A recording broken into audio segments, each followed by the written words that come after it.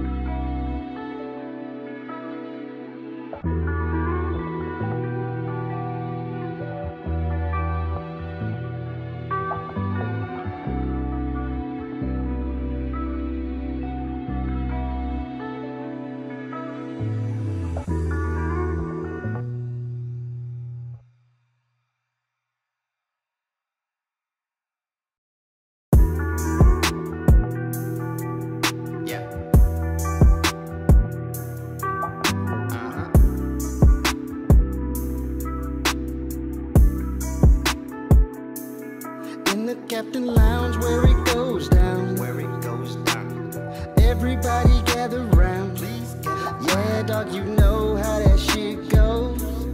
We can play games, watch anime, movies, or a show. The Captain Lounge where it goes down. Everybody gather round. Yeah, dog, you know how that shit goes. Hit a spirit gun on them hoes like it's Yu Yu Hakusho. It's Nerdum United, I dare you bitches to fight it. Welcome to the Captain's Lounge, everybody is invited. See, this is for the Saiyans, the ninjas, and all the pirates. Nerdum is like a drug, I recommend that you try it. There's Marvel and DC, there's movies and then there's shows. There's comic books and there's games, there's anything for the bros. Just listen to what I say, I promise the Captain knows. We're doing it for the culture, so follow me as we grow. I see people hate on the shit that I emanate, and then they imitate all the shit that I demonstrate. I guess I intimidate. This nerdum shit here is great, and the Captain's Lounge is where we come to kick it every day. Anyways, you can sit back and kick your feet up. If you drink, pour your drink up. If you smoke, roll your weed up. Wanna sit with the fam, go ahead and pull a seat up. We're feeding on their passions, food for thought, go ahead and eat up. Captain Lounge where it goes down. Everybody gather round. Yeah, dog, you know how that shit goes. We can play games, watch anime, movies, or a show. The Captain Lounge where it goes down. Everybody gather round. Yeah, dog, you know how that shit goes. Hit a spirit gun on these hoes like it's Yu Yu Hakusho.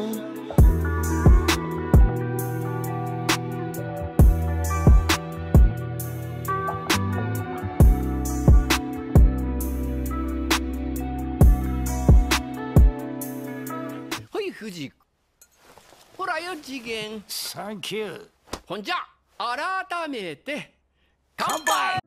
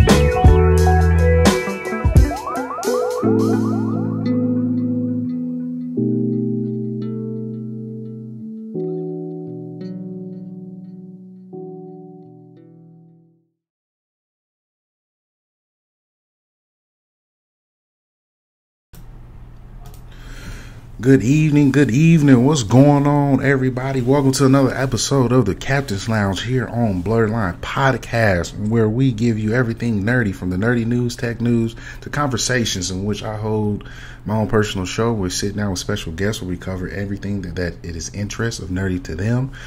Sometimes it be those who are interested in Destiny, video games. Sometimes it be those interested in anime and manga. Hell, we even sit here and might do some politics and even talk about some R&B music and, influence those women around. Today, we have a special guest, the Lord of all knowing, the one, the only, the encyclopedia of manga and anime, Lord Aizen himself. What's going on, big baby? Oh, living the dream, one bad manga chapter at a time. How's it going, everybody? That's right, anime academic here, the great Lord Aizen, Aidan Hall, whichever you would prefer. Yeah, no, I was invited to come on and figured why not. I enjoy telling people that I'm better than them when it comes to the knowledge of anime and manga. I mean, of All course. that good stuff. Of course, because you are better than those. You're, I mean, you know more, you do more. You know the backstory, you do the history of it, you know about the artist, you know about the industry, more than just hit shots and big explosions and, oh, this is cool art style. You actually go into the history of why this manga came about, why this artist did this, and figure out, everyone should read Kingdom and get some culture about them. Yes, and that's what my whole, I guess you would call, career path has been, was to show that anime and manga has had a global impact, especially within the last 15 years. I mean, obviously COVID has made it just absolutely take off, and really focus on the ins and outs of, the evolution of anime and manga and how they've changed over time. Because a lot of people, like you said, focus on the special, the hisats, the big action scenes, the big fights, the anime that's really, really good for this season, but then people just fall off and don't talk about it anymore. When there's so much content that is neglected or ignored, and when you sit around and you read Twitter or you read on forums and there's people talking about Naruto ripped off Hunter x Hunter, or well, I guess that's actually kind of fair, but it's like Naruto ripped off My Hero Academia or something just completely asinine. And you're just like, well, no, hold on a minute. Do you understand the theory of time? You understand how time works? So that's what I've always been determined to do, was showcase that there are these connections that you may not realize are there, but they very much impact the media that you consume, even if you don't realize it. You may not notice, but your brain did. Absolutely. So as y'all can see, we're about to go ahead and dive deep into some beautiful manga and delicious, interesting topics. So today we're going to go ahead and do our history. We want to give people, let people know who Aidan is, the anime academics, the guy who gives us all knowledge, and then we're going to go ahead and step into the importance of manga and anime, the impact of our culture, be it good and bad, how it has pushed comic books to the wayside as far as sales goes, and just taking over the Western culture. And then what else? Oh, tell everyone how beautiful it is to read Kingdom. Aidan. Sure. Aidan, go ahead and tell people who you are, what you do, your backstory, your background, and everything with that. Yeah, of course. So yeah, like we said before, I'm Aidan, Lord Aizen, which was a moniker given to me in high school. I did not come up with myself. When I was a kid, I was about, I would say, 6 or so. I was 3 when my dad was diagnosed with ALS. And as he got sicker, he lost more and more motor control. So we didn't have those traditional bonding moments that you would have with, your father or anything like that. Never learned how to tie my shoes or ride a bike or anything like that. But he had a bunch of VHS tapes of old anime. And so the first anime I ever watched was Fist of the North Star with my dad. And I didn't really realize it was anime at the time, but it was something that my dad owned, and he was excited to show it to me because it was something we shared. Now, was it something I should have been watching when I was 6? Absolutely not. But it did instill this relationship, this connection. And then, unfortunately, yes, there is no cure for ALS. He did pass when I was 8. And in that period of time, I mean, we would sit and we'd watch Toonami. We'd watch, anything anime, because it was something that we could watch together, enjoy together, and actually feel like we had, a bond, even though he could barely talk. I could barely understand what he was saying. And I mean, he couldn't write. He couldn't do anything. He was effectively a vegetable. And so just having those moments where he would grip my hand a little bit harder at a scene that he really enjoyed and wanted me to pay attention to, it made anime have a little bit more of an impact to me. Then after he died, I retreated into myself. My mom was distraught, yada, yada, yada. And I found myself just sitting around and just living in my basement, watching anime day in, day out, running through stories in my head. My mom's boyfriend at the time bought me 2 volumes of manga, and they were Rave Master Volume 12 and Volume 13. I will never forget, because I had no idea what was going on, and I was just tossed into the middle of it. But that did start a wonderful relationship with manga, and what started as a deep passion of mine that was cultivated through the friends I made through my years in public education, and then eventually high school, evolved into something more when I went to college and majored in television and film studies, where my focus was anime and its impact on Western society. I have consumed so much anime, so much manga, that if you lined both up and you started from right now, it would take you 516 days. No sleep, no breaks, no anything. You would not be able to hit the pause button once or rewind a second. And it would take you 511 days to watch everything that I have ever seen. To read every chapter I have ever read, one time through. And I assure you, I have rewatched things that you haven't even heard of. I have reread things that you couldn't even fathom. I have I'm not here to just, talk about how great I am or anything like that. It's just that when people say, I'm a bit of an anime authority. No, you're not. I am. I'm an authority. You watched Yu Yu Hakusho 9 years ago and think you know everything about the medium. I have taught courses on anime and its impact on Western society. And so, I have dedicated effectively my life to getting more people interested in this thing that saved me from this deep, dark depression I had when I was a child.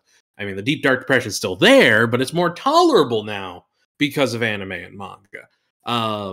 And so, and then, of course, I wouldn't be a proper guest on the show without saying read Kingdom. It's one of the best-selling manga of all time. It is in the top 10 year after year. It has never beaten One Piece, but it doesn't need to. If it's in the top 10 of manga releases in a year, that's still good enough. It is a Chinese epic that tells a wonderful, wonderful story with brilliant action and wonderful, relatable characters. It's over 700 chapters long. It is a bit of a long read, but it is very worth it. If you can get past about the first 40 chapters or so, once they start to switch the translations to the proper ones, you'll be hooked. You will be hooked by Shin's first campaign. Absolutely. If you stick with it. Absolutely. Before then, because I personally watched Kingdom by accident. I got introduced through the anime, and I hate 3D animation, but for some reason I stayed through it because it was interesting because of the layout of the war. And then I was introduced to Aidan about a year and some change ago, and he was like, coming up on 2. It's been over 2 years now. Almost 2. Oh wow, time flies. It was back in January of 19. Yeah, and I got fired in 2020. Yep. And Aidan introduced that. He reintroduced me. He's like, you got to read Kingdom, and I'm like, I've heard that before, but I'm gonna get to it, and then I got to it, and then elephants happen, and women in charge happen, and mountain people happen, and men with big hammers happen. It has been a phenomenal ride, and Kingdom is one of those mangas in which it's not a shonen type of manga in which the words are just quick to skim over. These are thick boys. Jamel, thank you for the tier 1 sub for 6 months, man. I appreciate you. Love, man. Peace, love, and hair grease. Thank you so much. Yeah. Wonderful subscription, Jamel. Always great to hear your voice. Please let yourselves be known in the comments. Who are you? What are you doing? What are you tuning in for as we talk about how great Kingdom is? Absolutely. Kingdom is phenomenal. Absolutely. And I will say Aidan was really heavy on Kingdom and him reading it. And this time I was able to get him to sit down and read through an entire manga, in which I have always been pushing, like, hey, you got to read this. And it's something I've related to so much because I played baseball throughout my entire life. When I was 5 years old, I've had a baseball bat in my hand, playing in my grandparents' backyard, throwing the baseball up in the air, being able to play catch, having my uncles and my cousins scared to play catch with me by the age of 9 because I was just throwing too hard. And that is Diamond No Ace. And I've been telling Aidan, like, look, man, this story is really good. I mean, I know you don't understand anything about baseball, but I think this story is really good. You get tied into it. And he finally read it. And this man was hitting me up. He was like, Nick, I understand what's going on. Who is this, Nick? What's this character do? Does he win, Nick? I know they have to lose here, Nick. Yeah, no, and for those of you wondering, it has over 500 chapters now. It's a thick boy, Diamond No Ace 1 and 2. But I am now caught up. Took me about a month, but which I do admit is just slow by my standards. Slow. Once I hit a good pace, it can take off, but it's a bit of a slog starting out. You have to admit. Oh yeah, absolutely, absolutely. And I told him, like, man, if you want to get through this sluggish part, just watch the anime, because the anime puts a lot of the sluggish parts in good animation and speeds it up. But then it happens. The moment happens. Our boy becomes a man. Oh, and the pitching for the our young boy becomes a man. And the chosen the star freshman takes a back seat. Mm-hmm. So there's beautiful connections in with manga. As you can see, you have stories of the building of China, of connecting of all the great kingdoms. You have sports, of course. You have the Hitsatsu ones, the power-ups, the chargings, and you just have a wide diversity of fantasies that's being brought to life. And a lot of people don't know this. A lot of that's created by women. Some of the most popular ones that I've learned have been created by women, and that right there is an amazing feat, especially with a, how can I say this, a male dominant consumption, I believe. See, and that's an interesting take, because it's more like the male audience for anime and manga is definitely the more vocal one. Yes. But I would say that it's actually pretty even, if not leaning more towards more women watch, even if it's just more casually watch more anime. Okay. But yes, no, a recent article did come out that revealed that 77% of all manga creators are women right now, which is huge. It's phenomenal.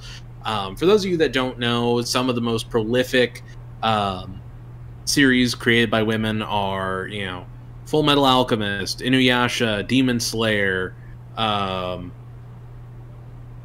also have, I don't know, I still don't know if Gege Akutami is female or not. I have heard a lot of people speculate that they are. They've never actually shown their face or anything. They're the creator of Jujutsu Kaisen. We'll get into that later.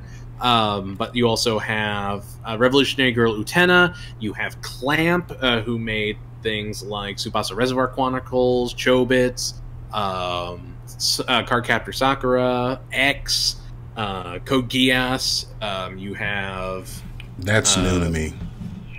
A Silent Voice. You have... Which is a beautiful... It's a beautiful, beautiful looking piece of work. Oh, yeah, no. They're both fantastic. I think the writer for Violet Evergarden was also a woman. But yeah, no, it's a really wonderful... really wonderful thing to see. You always want to be more encouraging of female creators, especially in, like you said, a male-dominated gaze audience medium like manga and anime. Absolutely. But most people that were complaining about it are talking about, oh, well, obviously a 23% of anime made by men was just better, just across the board. I've seen comments like that. Their profile pictures were of Demon Slayer characters or Edward Elric, and they just completely miss the point. They don't understand that their favorite things were made by a woman, and it's okay. I've read plenty of things written by women. I've read plenty of things written by men. I've read a couple things written by people that are gender fluid. It doesn't matter. It's great. Who hasn't seen Code Geass? Have you not seen Code Geass? Aiden, that's one of my favorite animes. I've told you this. I thought it was. Yeah, I've seen Code Geass. We talked about Code Geass several times. We've talked about how it's good for a moment and then it's not good. You've hurt my feelings on Code Geass several times. Oh yeah, no, it's great until Lelouch has to die a second time, and then he doesn't because the movie happens. That happened, and that's a real thing. Like, you don't bring back the man that's supposed to die. No, twice. No, you never. It's in bad taste, but they do it. And you go, okay, whatever. They're making their money. You got to have somebody to sell Pizza Hut to, I guess. Never forget, it was sponsored by Pizza Hut. Only in Asia, but if you can find it, there are English dubbed episodes that were broadcast in Japan on the Okinawan Air Force Base that actually have the Pizza Hut logos on all the episodes. So it is a treasure if you can find it. Because they're all like, we need to make a pizza. I know. Let's order one off of the Pizza Hut app with all of these fun new features. Or when Lelouch is like, Nonali, I'm going to order a pizza. Would you like one of the 32 different toppings available at our local Pizza Hut? And she would just wheel herself over and go, no, thank you, brother. And then 5 seconds later, it's civil political discourse. But circling back, yes, women are creating a lot of manga and anime, and that's great. That's Pac, you probably heard me say I didn't know Code Geass was created by a woman. That was new to me. Well, it was created by a group of women. Group of women. Okay, I didn't know that. Clamp is a group of female artists and writers that got together to create a bunch of different series. And so they made X, and then they would later go on to make Code Geass.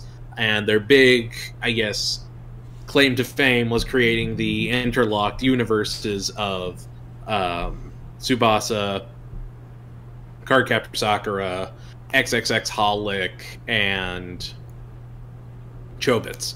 They're all technically in that same universe. Which is neat, but that's why all the characters look so lanky, like they're noodle people. Yeah, is because it's Clamp style. Okay. So it's a bunch of shoujo artists making seinen pieces. Oh, okay. I didn't mind that art style. It was very interesting. I enjoyed a lot of Code Geass. My buddy Milk and I shared that. He showed me Code Geass, and I showed him Your Lie in April, and I made him cry. I made several people cry with that beautiful piece of art style. It's a good one. So moving forward, because we're going to just skim over this because it is a part of the genre and it's part of it. And it's not for kids and it's highly influenced and it makes money. It's the hentai. Okay. It is the hentai. Hentai is part of anime and it's highly influenced and it generates. I didn't know how much money it generated until I actually looked into it. Yeah, it makes a lot of money. Yeah, and that's weird. Hentai throws me off sometimes, Aiden.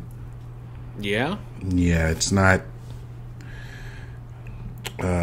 It hugely, Jamel, like hugely profitable, but it throws me off on sometimes because I'm like, this is mad aggressive. Oh yeah, no, it can be. It can be a lot. I mean, there's a reason Metamorphosis is a meme. It is. Yeah, no, there's every time. Yeah. Aidan is the one that told me, like, if you invest in anything sex-wise, it's 100% profitable back. Like, he's not lying. He's not lying. I mean, porn built the current age of Hollywood. I mean, porn is why there's Blu-ray instead of HD DVD. Porn is the reason we have VHS instead of Betamax. You know, porn has defined porn and sex work, really, despite the fact that we don't have proper protection for sex workers, which desperately needs to happen. Absolutely. Has effectively shaped entertainment and our consumption of media. 100%. During the Meiji Restoration period, when there was the basically Catholic crackdown and European influence in Japan, they banned a lot of depictions of sexuality, especially homosexuality, which was very common in samurai culture, which people don't want to talk about. It's the part that everyone wants to skip because it's not his shots. It's not flashy moves. It's true. It's a lot of boys' love. But then you have... So these artists that were usually drawing these pornographic images would then have to be more creative to get around these censors. And so that's actually when we started to get tentacle porn. Was because everything was cracking down. I'm so sorry. It wasn't the Meiji Restoration period. I believe it was the Edo period when this started to pop up. The arts period of Japan.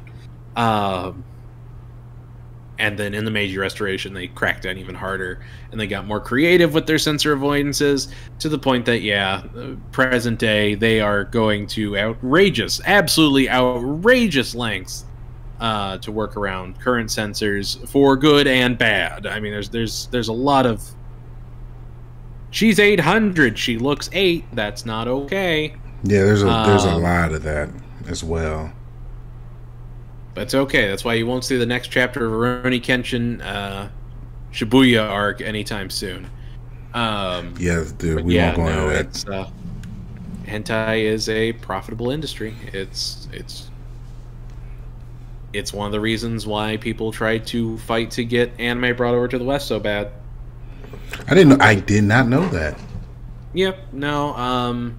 So after initial broadcast, when it came to like actually on the internet in the late 90s and 2000s, they were trying to get a license for effectively an anime streaming network for hentai. Never really came to fruition, but there were a lot of pop-up websites that happened right after the web boom, where they would just take a bunch of anime clips and then upload them to private servers, and then people would just click on them and they would get a ton of ad revenue. So yeah, no, hentai was actually one of the ways that a lot of web developers paid for their domains by just having a bunch of hyperlinks that people could click on to anime links, because they were super easy to find and attached to any old website. That's nice. Well, that's good to know. I mean, see, y'all, the plethora of knowledge in what this man has. So thank you for that, Aidan. Yeah. So as of recently, we've seen that anime has become a very popular staple within American movie theaters, even though it's always been a thing, but it has been even marketed and, trailer wise put everywhere for people to come through, especially the heavy hitter boys, Dragon Ball, Broly, Resurrection F, Demon Slayer, and as of recently, Jujutsu Kaisen. Jujutsu Kaisen just recently dropped, I believe, last weekend with the Chapter 0 arc. Let's go ahead and discuss that, man. Spoilers ahead. Me and Aidan enjoyed Jujutsu Kaisen on a romantic level. It's definitely on a weekly basis, no matter what. Weekly basis, no matter what. There's been times where we were confused on where this is going, happy that this was going this way, and confused on why it went that way. But Chapter 0 has always been a good foundation, which we discussed it quite a few times. We read it. I feel like Aidan for a few minutes, because I hear people say, "Oh, you hear about Chapter 0?" I'm like, I've read it like 1,000 times. I know exactly what's going to happen. I'm excited for it to be animated. I know where it's going to go. I know what's it setting up. Since I know what the next season's going to be, they did it perfectly. So I'm like, it's great. So, Aidan, how do you feel about the Jujutsu Kaisen movie and just anime movies in general having an impact in American culture and the money that it's generating within just a time frame of the limited showings that it has? Yeah, of course. I'll tackle the second part first, because I think that'll just lead into the movie. But we've seen anime movies in theaters in the past. Famously, Pokemon the first movie, Spirited Away, and things like that. But this is the first time we're actually seeing a lot of commercial success for those movies. When you saw, say, Resurrection F or Fury of the Gods, Battle of the Gods, with Weiss and Beerus, or Broly, they were only in theaters for a couple weeks. They only had maybe 5 sub shows and 2 dub shows or what have you, and that was that. But as we saw from Demon Slayer Mugen Train last year, which was actually the highest grossing movie of last year, and it wasn't even close. No, which I feel like I need to re-emphasize. It was the highest grossing. It beat Black Widow. Like, Demon Train beat Black Widow. It beat a Marvel movie. It beat 2 Marvel movies. Like, Demon Slayer made money hand over fist. Now, 2 things, good and bad. Bad, the artist did not get paid barely anything for that movie. I did not know that. People need to be paid properly for their work. Absolutely. Licensing needs to give authors credit for their work and pay them accordingly. They don't need just one flat rate. If a movie like this succeeds, you need to make sure that they are compensated accordingly.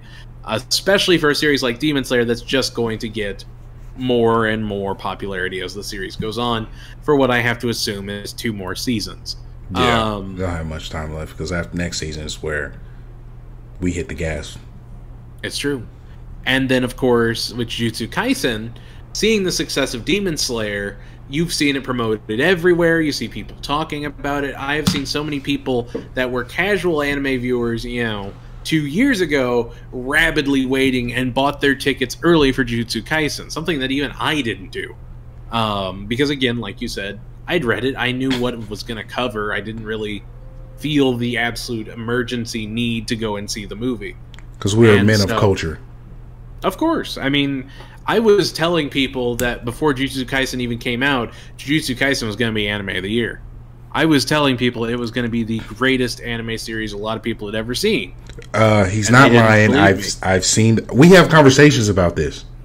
Yeah, no, I remember talking to Derek and Juan and telling them, remember, Jujutsu Kaisen is actually going to be peak. It's going to be the best thing you've ever watched. And like, nah, it lacks the Hisatsu. I can feel it. Okay. Whatever you say, bucko.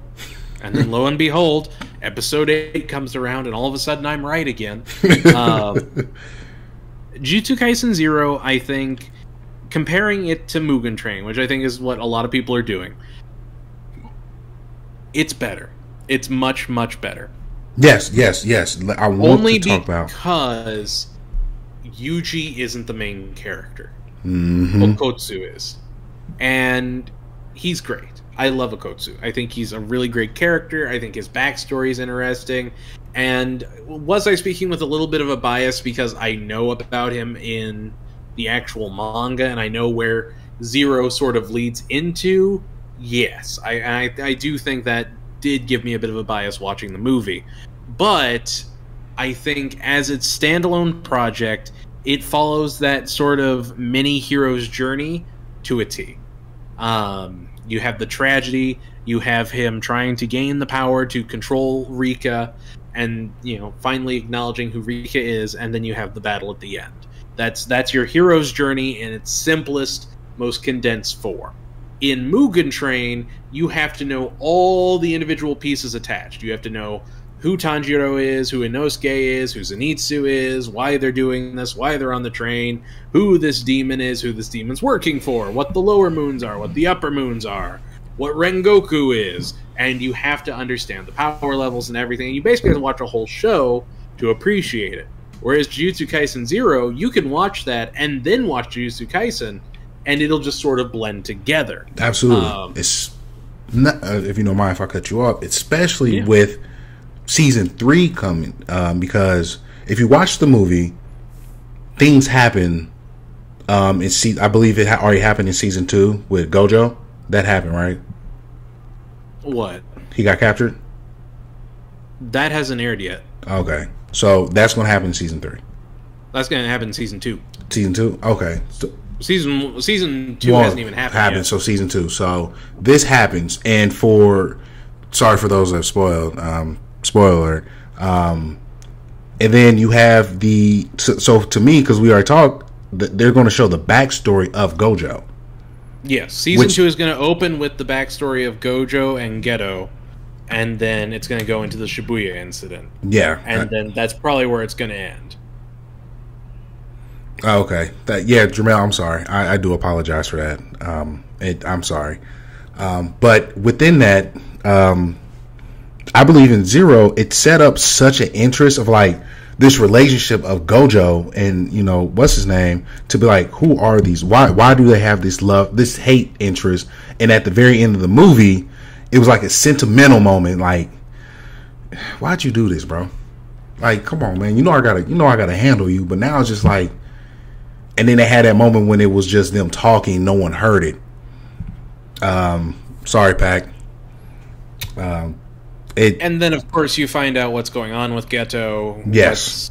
Actually behind the scenes. And I'm not going to spoil that because it doesn't really matter for this conversation, but I would encourage anyone that enjoyed Jujutsu Kaisen 0 to check out the Shonen Jump app. You can read 100 chapters a day, and you can catch up on Jujutsu Kaisen crazy fast and enjoy the Shibuya arc like everyone should. Absolutely. And then one major thing that I've, because I said this in the status, Demon Slayer gives us that high quality of artwork. It's very digital. There's nothing wrong with that. They have the sound parts all the way down. One thing that I truly appreciate what Jujutsu Kaisen does and did was the hand art. It is phenomenal. The artwork in this show, man, is damn near. It's not even damn near. It's flawless. It is beautiful. Everything seems so fluid. It seems so good. It seems like, I don't know, man. I have to give Demon Slayer the benefit of the doubt. It was made during COVID, so those rough bits of the movie that just don't look right, COVID probably. Like, absolutely. I have to give it that. However, with Jujutsu Kaisen 0, something that was made post-COVID, yeah, no, every scene just feels perfect. Every scene feels put in its place. And it's not like it's a one-for-one adaptation of the manga. No. It takes a lot of creative liberties on how things transition that just feels natural for a movie, where it might feel a little static in a manga. So I think it was a very smart adaptation. I think it was a very clever adaptation. I don't think it was just a quick cash grab based off the popularity of the series. You could tell a lot of thought went into it, and the best way for this story to be told for viewers to be able to enjoy if they don't want to read it. Right. And I think that's really, really good. I think that's really cool. And I appreciate what they're doing. And Pac and Jamel, what happens to our mans is literally going to happen within the first couple episodes. The juicy stuff. I would say within the first 10. Yeah, it's going to happen. It'll probably be 4 episodes of flashback, and then 5 episodes of setup, and then the 6th episode will be the battle in the subway station. Yeah. One thing that I really do enjoy that Jujutsu Kaisen does, and that gives women protagonists the spotlight. Oh yeah, without needing to be saved. Without being an important distinction. And let me say this: I love her, Magi. No, it's not Magi. It's Maki. Maki, yeah, Maki. I said it. Maki and Mai. Yeah, Maki. I love Maki. Maki's great. No, Aidan, you don't understand. I love that woman. No, I mean, she's a good character. Nobara's a really well-written character that makes a ton of sense. I really like the Crow Girl. I think she's awesome. Like, there's so many interesting characters. Jujutsu Kaisen is the only series that can have a talking panda and still be as dramatic as it is. Like, there's such a dour, almost gothic air to Jujutsu Kaisen, but they still are willing to acknowledge that comedy can exist. And I really think that the movie and the show really exemplify that. Absolutely. And that's what I wanted to say. This shonen was... Jujutsu Kaisen is dark. It's dark. Things happen in this show. Oh, yeah. They say... Gojo literally looks at people's like... I mean, push come to shove, if you want to throw hands, I'll just kill you. And leaves it at that. He doesn't converse. He doesn't negotiate. If something he believes in needs to be protected, somebody comes across that, he's going to be like, I mean, let's settle this. Let's settle. I mean, there's no in between with him. It's, you want these hands? No. This is what we're going to do now. And either you agree, or you're going to know what happens to a few characters in the show. Which we will not get into because, again, doesn't matter, and we respect everyone that enjoys Jujutsu Kaisen by just watching the anime. However, those deaths are juicy, and you should read them. And remember, folks, Panda is just a panda. And at the end of the day, though Aidan loves the panda, Aidan is a part-time worker that clocks in no later than 4:30. He's a salary man. The man that will never clock in his overtime unless he absolutely has to. You love him. You know you do. Bella got me his figure. It's in my little study area. I adore it. I think he's a wonderful character. I can't wait to see him in the second season. Absolutely. And Jamel, you are absolutely right. It makes you forget, like, though it has its light moments, you have to remember Jujutsu Kaisen is extremely dark. It is. I mean, it's dark. It is. And it's showing that not everything has to be this happy-go-lucky, joyous type of show for it to be good. Things can happen. People can be let off with good storytelling. We're not going to talk about AOT because we have our opinions and we expect other people's opinions, but we will demolish you on why this show is not a 10 out of 10. The rumbling is coming, but the rumbling is constipation. It's fine. It's fine. Everyone that's losing their minds over AOT, I encourage you to give it a year and then rewatch it. I mean from episode 1. I don't mean from the Mappa days. I mean wait 1 year and then watch from start to finish AOT. Because I think a lot of people are getting swept up in the hype around it, the conversations around it, and that's wonderful. Congratulations. I'm glad you found something you love. Rewatch it in a year. See if it holds up. Then come talk to us. I promise you, it doesn't. Aidan, how many times did I've told? I was the one screaming, watch Attack on Titan during season 2. I was the only one saying watch Attack on Titan during season 2. Everyone was silent. Everyone was quiet because it was slow. It was dragging. And then you had season 3 that barely had anything. And then Levi happened. And then it's the greatest anime on God's green earth. I'm like, wait a minute. So you wasn't shooting in the gym when I told you to go watch it. You need to pay attention. And even I said, this is dragging. This is not good. But when action comes in play, oh, it's the greatest thing on earth. Of course. That's terrible. And, I mean, yeah, Jermel, you're absolutely right. You can remove, 50 characters from it with little consequences. And that's like throughout the entire show. Absolutely. Even when they introduce new threats, when they introduce new elements, it's to the service of nothing. It's just giving more people ready to be killed on camera. Like, it's not... It's such a vapid experience. I think is the best way to describe Attack on Titan. It is vapid. It is a fever dream fueled only by action. If you agree with Aaron, I don't know how to tell you this, but that's bad. If you agree with Rick from Rick and Morty, that's bad. BoJack Horseman, don't be like BoJack Horseman. He's a bad guy. Watch BoJack Horseman, fantastic show. Don't. And I think that's an American thing. I think that's really an American thing because when I look at other countries, they don't put those type of people at such a high, God bless you, at such a high pedestal. And I'm sitting here like, I have never seen people lose their minds over Aaron more than the American fan base as these new episodes have come out. Like, it's just not... Like, everyone else understands that he's problematic. But when you see people that have just come into Attack on Titan, they're like, he's amazing, he's going to change the world. No, he's not. He's not. Like, yes, I understand Hellsing was your favorite anime. Yes, I understand you shopped at Hot Topic. Yes, I get who you are. No, Aidan. Trendy Blood is not getting a new anime. You will live.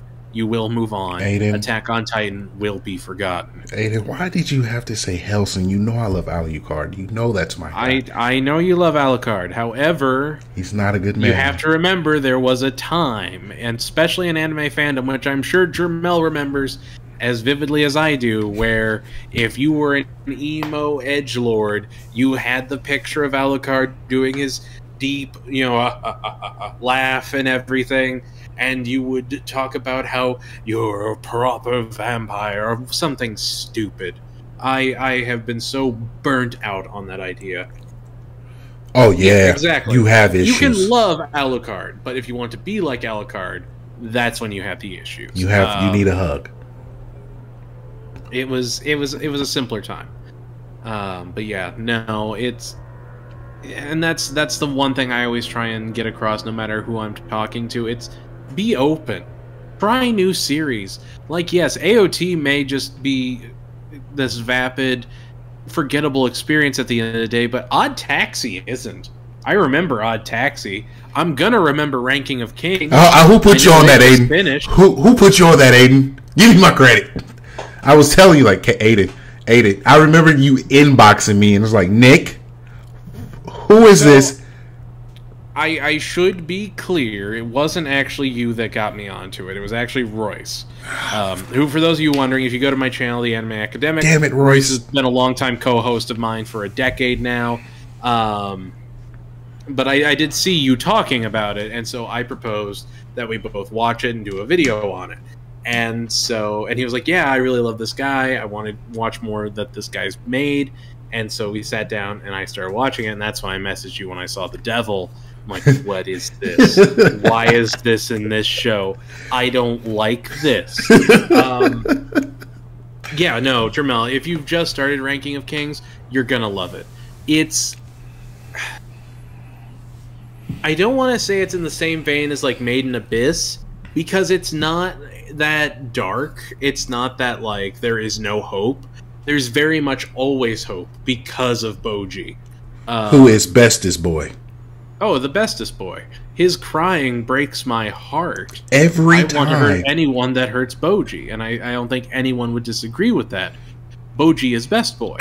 Bestest boy. I wouldn't even compare it to Mob Psycho. The best way I can compare to, like, Ranking of Kings is, what if Osamu Tezuka was still alive, like, today? And he was sat down in a theater, right? In, like, the middle chair, the entire theater, and he was just shown every single anime that had ever come out since he died. And he's just sitting there, he's watching it all, he's got his Astro Man little figure next to him, and at the end of it, they just put him in front of a desk and say, make an anime. It's one of those anime that's so close to that raw vein of what makes anime anime. Like, it is a work of art that, while the art style feels very simplistic and almost vintage, it never feels cheap. It always feels like it's like that for a reason. And that aesthetic just really works across all the episodes. I really enjoyed it, but it can get dark. Like, it got way darker than I was expecting, way faster than I was expecting. Oh, dude, the Queen. Oh my God, that greatest. That's because Jermel just started it. We're not going to talk any spoilers about Ranking of Kings. I can't. Just finished. But it is definitely a series that I know it won't win Anime of the Year. I know it can't. It's up against too many good things this year. But it is one that I don't want anyone to forget or for people to sleep on. You need to watch the show. Jamel, by episode 4, dude, you're going to be there like, oh, Boji is bestest boy. I mean, you have animes that's out, like, again, Demon Slayer, who Aidan definitely said, because he was very confident, he was like, the Red District arc it's Red District art, so there's things in there that people might find not okay, and I'm sitting there like, Aidan, you're talking to Americans, they're gonna love it. And sure enough, there was a lot of controversy because it was the Entertainment District or Red Light District, And spoilers, it's a bunch of whorehouses. I have not seen how the realist hero rebuilt the kingdom. I have heard of it. I am not a huge isekai fan. Now, that being said, Nick, ask me what I've been watching lately. Aidan, what have you been watching lately? How I got reincarnated as a slime.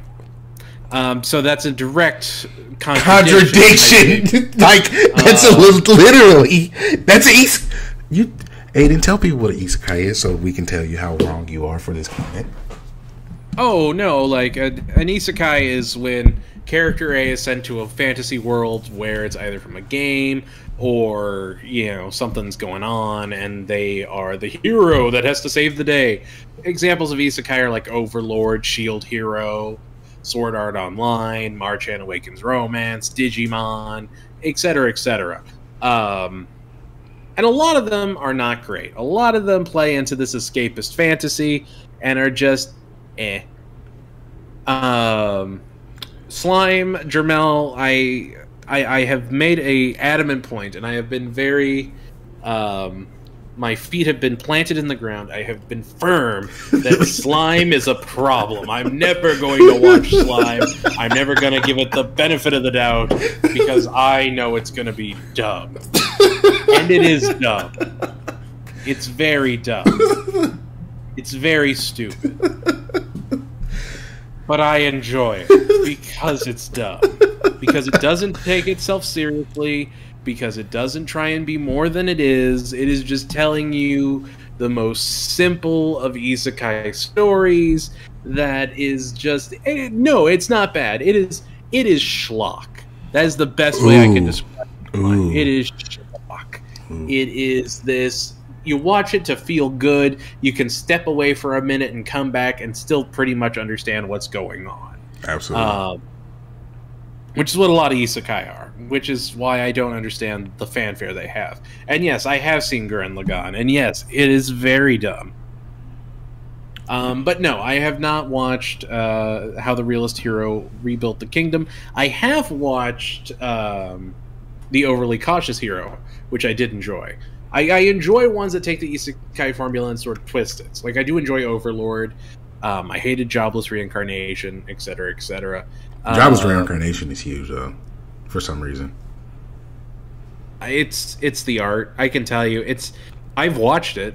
I don't like it. I don't like that I invested into it because it opens with the main character being an absolutely disgusting pig of a man. Like, it's not okay. There's a lot of problematic elements in the show that are ignored because people want to love it because of how pretty it is, or they just say, oh, well, he's a flawed character. Okay, but, like, he doesn't have to be that flawed. He doesn't have to be a 40-plus-year-old man in an 8-year-old boy's body assaulting a woman that's, like, 12. Like, that's... No, again, very pretty series. If you enjoy it for the art, if you enjoy I've actually heard about that story, one. Fine, good, great, whatever. It's not for me. However,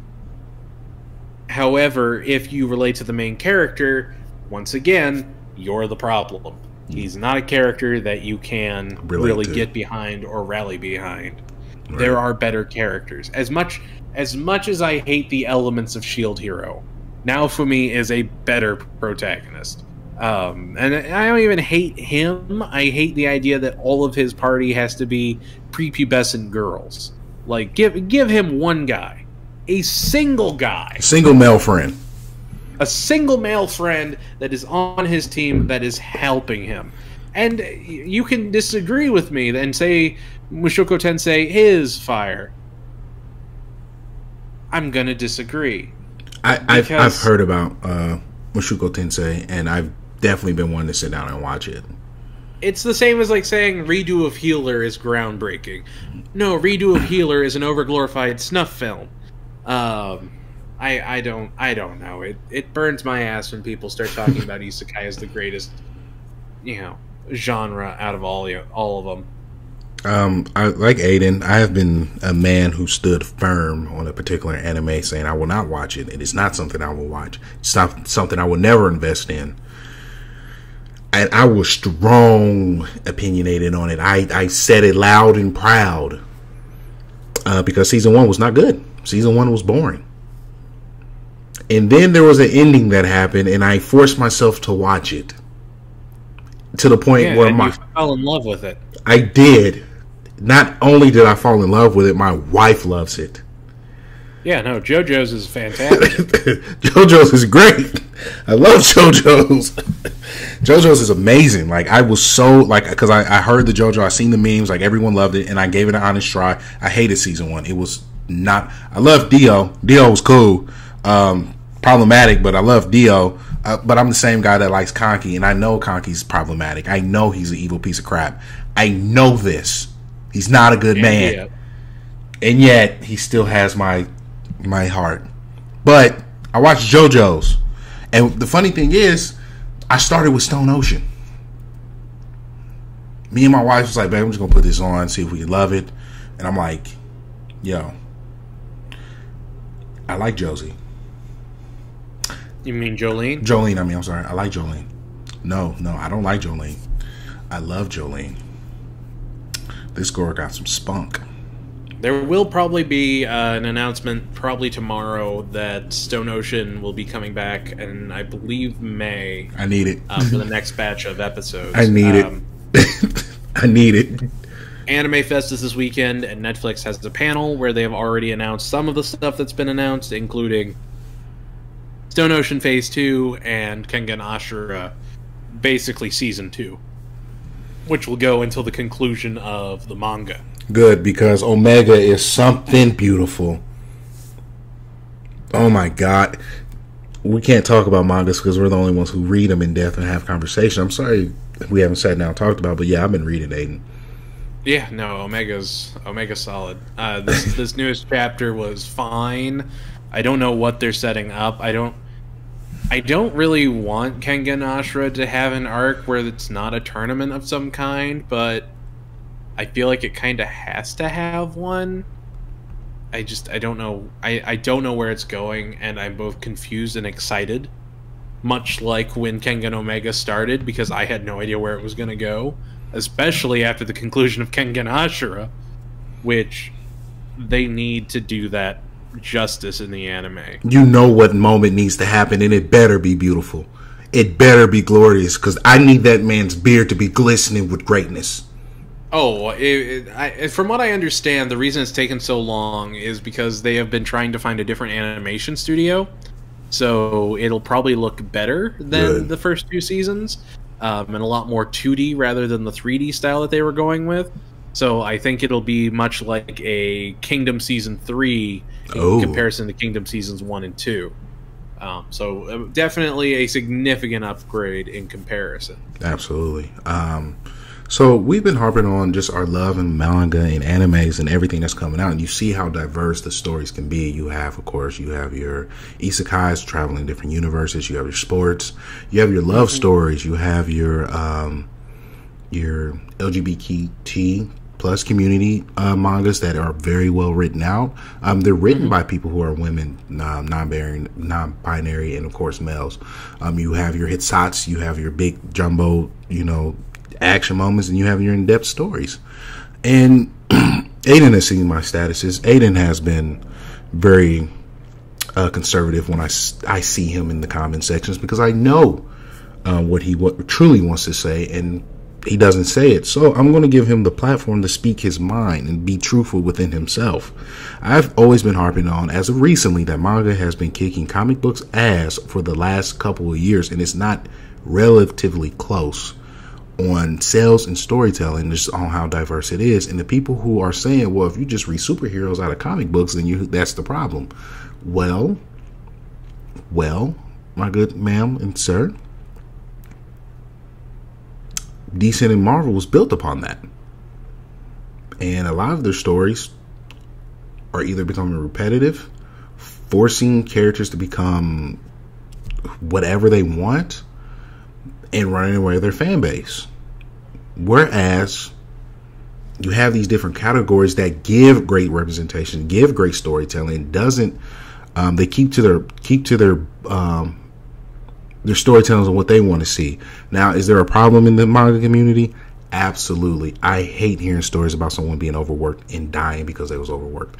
That should never happen. That breaks my heart every single time I hear it. Every single time I hear an artist that worked until they died hurts while not getting paid the respectable wage that they should get from the sales, the influence, and everything of that structure. Like, I believe that these artists should be paid, should be respected, should be put on a pedestal for the art and the entertainment that they give us. Because, again, anime, if I'm not mistaken, Aidan, is one of the biggest consumptions of media right now. Like, going forward, it is up there. Obviously, nothing will beat porn, but it is definitely, I think, a strong number 2. Yes, porn is, or anime is being watched more than ever right now. That being said, and I will say this, I don't think that comics are losing to manga based only on, you know, manga being a lot more creative stories or creative characters or giving writers more freedoms. I don't think that's it, because there are plenty of comic writers, you know, Neil Gaiman or Gaiman or whatever you say. Excuse me. You have the people over at Image Comics that make wonderful comics that don't just focus on superheroes. And you also have a lot of really good Marvel and DC comic runs featuring a lot of really great characters. The problem being, I can open up Bleach, one of the most popular series of all time, one I've read easily 5 times cover to cover. I can go to chapter 100, and I can open chapter 100, and that is the chapter where Momo comes around the corner. She sees Aizen. He's just been murdered. He's hanging on the side of the building with that line of blood, and everyone's like, who murdered Aizen? This is throwing the whole Soul Society into chaos. Now, you don't know anything about what's going to happen after that. That's just, if you've come in blind, you see Aizen, one of the captains that you've been introduced to, is dead. And this is static. This will not change no matter how many times you read Bleach, no matter if you pick it up 400 chapters from now, that moment will still be the same. If you open issue 100 of Superman, it's Superman stopping a villain by going to a school science fair and using one of the toys and throwing it at him and stopping him. It matters to no one. You can throw it away and it won't mean anything. And I think that's the problem with comics. Comics have so many repetitive issues that you have to follow from literal decades to catch up to where they are. And there's so many reboots, there's so many resets, there's so many, you know, redos of characters that you can't just, you know, appreciate a character, because that character will be twisted and warped in so many different ways. In manga, it's just that one story. Those characters are only using that one narrative, and once it's at the end, that's it. If there is anything else, it'll be a sequel series, and they'll fix it in post. And I think that's why you have things like The Walking Dead, or Invincible, or Sandman doing so well, is because those comics have a very, I don't want to say diluted story, but a much more contained story. And it's that good formula that allows them to succeed. A good streamline, I would say. A good pipeline of, like, this is where we're going, this is how we want it to be done. Yeah. You know, good roadmap. Yeah. Drink, you owe me soda. Fair enough. So, definitely, because I love comic books. Spider-Man, I love him. He's in the chat. I can't believe I say this. I love Superman. Superman has great storytelling. There's some great stories out there. I love the Injustice All-Star series. Superman is one of the best Superman stories ever made, and it's only 5 issues long. Right. I love the Injustice series. Like, absolutely love the Injustice series. Batman's going to be Batman. Joker's going to be Joker. I love him. There's nothing bad that I can say. Joker's a bad guy. I love the storytelling. The Killing Joke is one of my favorite stories of all time in comic books. In storytelling history, like, ever. Like, I love The Killing Joke. It was amazing. Then Death of the Family happened. That was really good. That was unnerving. Yeah, like I was always more of a brightest day, blackest night person myself, but no, they were good events. Yeah, and so there's a thing in which and I'm not saying manga is perfect. There's a bunch of trash out there. There's a bunch of trash. There's a bunch for of every great manga that we regale people with, there is a slew of trash. Your redos of healers, your what's another trash one that I'm trying to think up off the top of my head? I don't know. I can't even think of them. They're so bad. Okay, I'll say it. I don't care. I know no one reads it, so I don't feel bad saying it. Me and Roboco. That's one of the worst manga I've ever seen. I hate it. People say, oh, but the volume covers are really funny and they're a big joke. Cool. Have you ever read a chapter of it? It's awful. Ooh, okay. Jamel, that hurt. Jamel. Anime-wise, you're absolutely right. It's an overglorified PowerPoint. Manga-wise, it's amazing and you need to read it. It doesn't take itself serious. Like, and that's the thing. Like, a bad adaptation, sure, it can go in the trash, but the source material can be amazing. I remember watching the first season of Aidan and being like, ooh. But then I read the manga and I'm like, ooh, I like this. I like what I'm reading here. Like, there can be just horrible adaptations, but I really... Season 2, Promised Neverland. I mean, yeah, but also Promised Neverland kind of, shat the bed on its second season, or at the conclusion of it. The conclusion could have been a lot better, like tenfold, but I'm not complaining because we had Goldie Pond and you knew it was amazing. There was a particular moment that should have happened in the anime that would have shook the world. Everyone needed to see this man do what he needed to do. No one's never going to see it. They're never going to bring that out. And I know for a fact, Aidan, you're the only one I can sit down and talk to about it because here we read that type of stuff. You read it. I read Goldie Pond. I read all of Promised Neverland. I read it from chapter 1. That was one of the ones I remember starting. Much like Dr. Stone, which just ended. And boy, howdy, both of them just disappointed in ways I never thought possible. It started off really strong, man. I loved Dr. Stone. I thought Dr. Stone was one of the best new series. The writer of it wrote Ice Shield 21, which is one of my favorite sports series of all time about American football in Japan. Phenomenal series. The art is done by Keisuke Murata, who does One Punch Man. If you haven't seen it, I highly encourage you to check out Ice Shield 21. Then the art was done by Boichi, who did Sunken Rock, which is another phenomenal, like, mafioso martial arts series that looks beautiful. So they're coming together on a story. You think Dr. Stone is going to be this fantastic series, and it was. Like, I'm not about to sit here and say it was a waste of time from start to finish. No. When you're in that first part and it's like Dr. Stone versus Tsukasa, and he's like the embodiment of brains versus brawn. Beautiful. They're like, all right, we have to hurry to the hot spring. Why?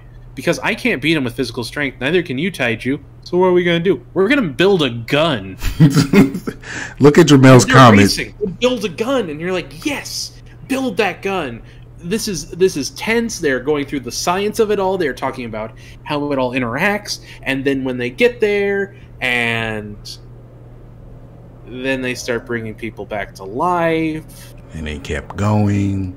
It kept going. They introduced currency. And they kept going. They found corn. They started traveling around the world. And then they kept revealed going. What Y-Man was. And then it all sort of fell apart. I don't want to get too into it because I am making a video about this with Royce. Because we raced each other to see who could finish Dr. Stone from start to finish. He beat me by like a day.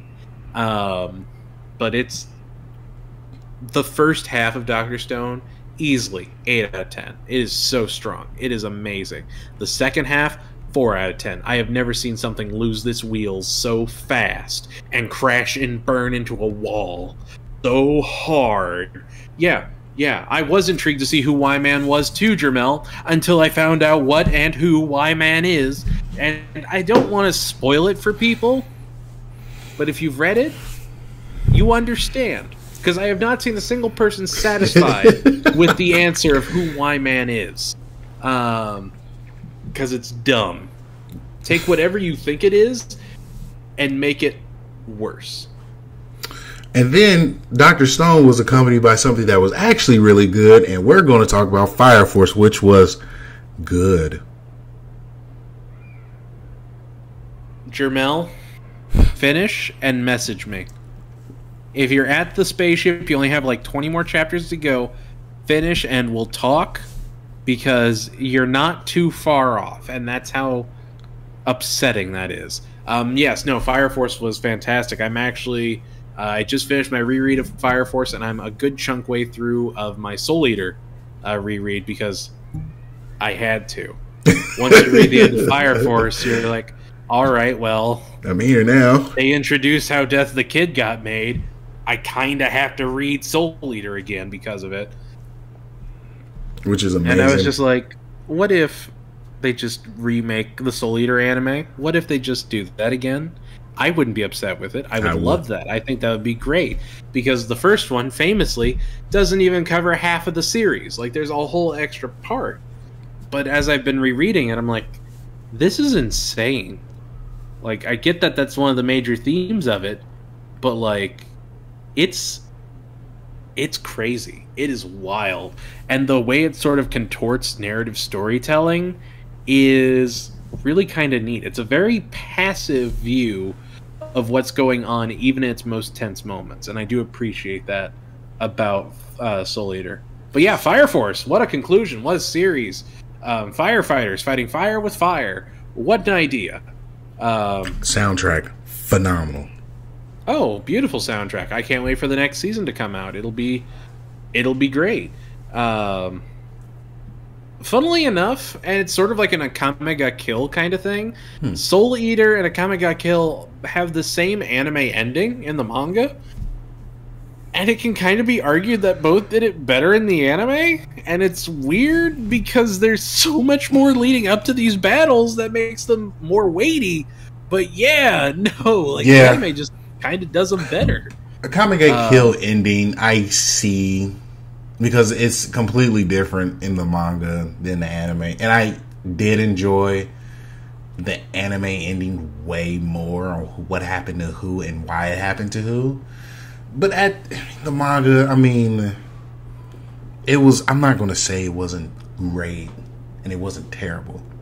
It was like, okay, that happened. Oh, yeah. No, it was tolerable. It was fine. But no, Fire Force was excellent. I saw a lot of people talking about it and disparaging it, and I don't think they got it. Because it's probably one of the most experimental, modern, shonen-esque manga I've read in recent memory. It was willing to go places you wouldn't necessarily expect, and I encourage anyone to read it. It is free on the Crunchyroll app. You can also find it through official sites, and it is also published by Kodansha. I think they do not have the whole series available in paperback yet, but you can find all of it online. But no, Fire Force was excellent. Captain Obi forever.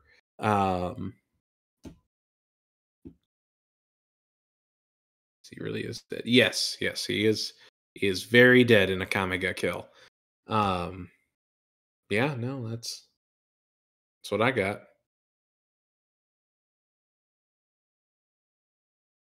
I'm sorry, I'm big muted. No. But Aidan, I do want to say, man, I greatly appreciate you coming through for another episode of Captain's Lounge, man. Always has been a phenomenal time having you here, because you come up with these wild facts that I never know, and I have a new understanding of the furry community. That was a conversation many moons ago, but yes, I would say make sure to find it, but I'm sure the episode's gone by now. But yeah, no, it's been great being on. Thank you guys so much for having me on. If you want to listen to more of my content, please check out The Anime Academic. I've got intros, I've got old promos I made. If you're looking for someone to do voice work, I am always available as well. I have a couple videos coming out soon, one of which is a retrospective on Dr. Stone. One is a conversation Royce and I have had over 1044, the new One Piece chapter that changed everything. And then, which is interesting.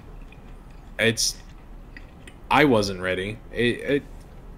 I don't pursue spoilers of manga very feverishly. I usually just wait for them to come out, because if I'm reading the manga already, I'm gonna be ahead of most people. But 1044 was special. I just had this gut feeling when I saw the end of 1043 that, like, 1044 was gonna hit different, and I needed to know why.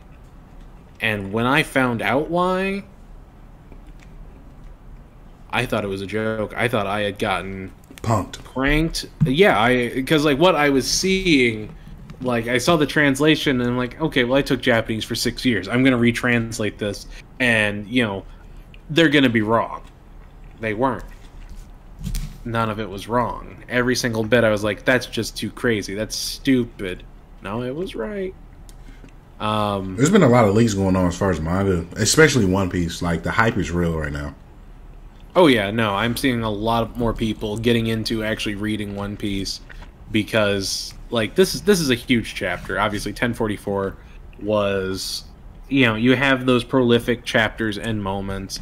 You know, you have Luffy screaming, "We're gonna save you, Robin." You have the death of Ace, and then you have 1044. And 1044 is just,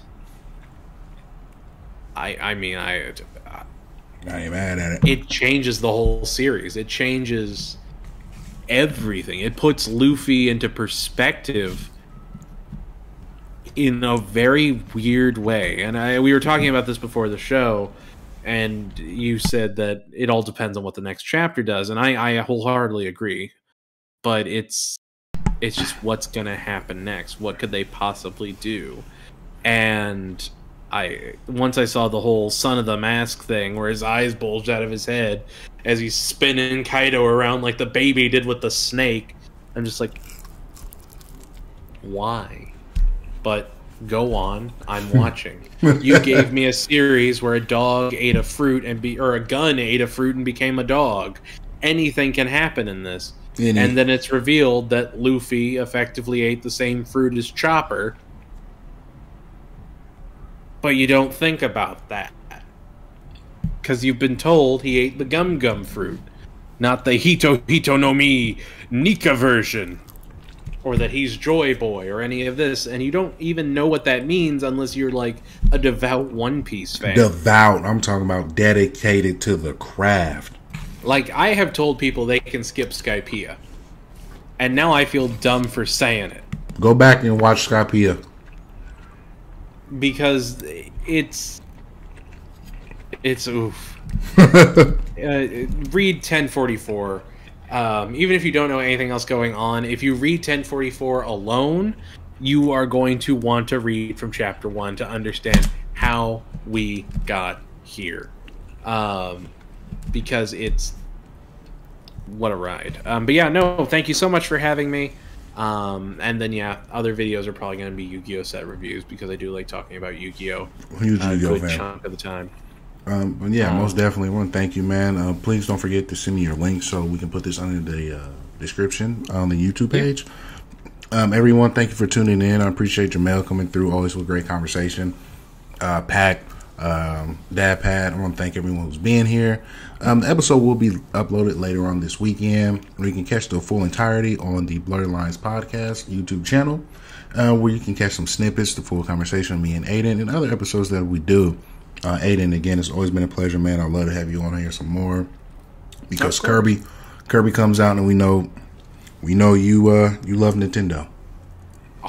Like a hot take, this is the prettiest Kirby that has ever come out, and this is probably going to be one of the best Switch games that's ever come out. I have watched a few review copies of the new Kirby game, and it goes in very dark places that I was not expecting a Kirby game to go to. So definitely check out the new Kirby and the Forgotten Lands, available now. Absolutely. And with that, everyone, we're going to leave you here with some of the greatest tunes known to man. And then we'll catch you guys here next time. If I can bring up my stuff. Oh, there we go. And with that, we are out of here. Good night, everybody. ほらよ次元 Thank you. ほんじゃ改めて乾杯